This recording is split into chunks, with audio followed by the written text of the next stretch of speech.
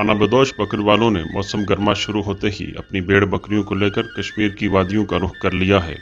बड़ी तादाद में यह खाना बदोश बकरवाल आज़ाद कश्मीर के मुख्तलिफ इलाकों से होते हुए 1.5 माह का पैदल सफ़र तय करके वादी नीलम पहुँचते हैं, जहाँ ये 3 माह क़याम करते हैं और मौसम सरमा शुरू होते ही वापस गर्म इलाकों की तरफ सफ़र शुरू कर देते हैं।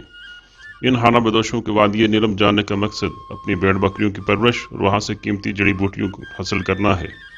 जा रहे हैं डडियाल तो आ रहे हैं कि जैसा नीलम रहना है, तो उसे 3-3.5 महीने उत्थे रहता हूँ। खाना बदोशों को सफ़र के दौरान और मुकम्मल कोई ठिकाना न होने पर जहाँ बेशुमार मसाइल का सामना है, वहाँ इनके बच्चे भी उसूल तालीम से महरूम हैं। तो बहुत मुश्किल आवे जा, कोई बच्चे स्कूल में नहीं, कोई साड़ी जगह नहीं, ठिकाना नहीं, असा रात लोग नहीं रहते ने। खाना बदोशों की मुश्किलात के हल के लिए हुकूमत आज़ाद कश्मीर को चाहिए कि खुसूसी तौर पर इक़दामात करे।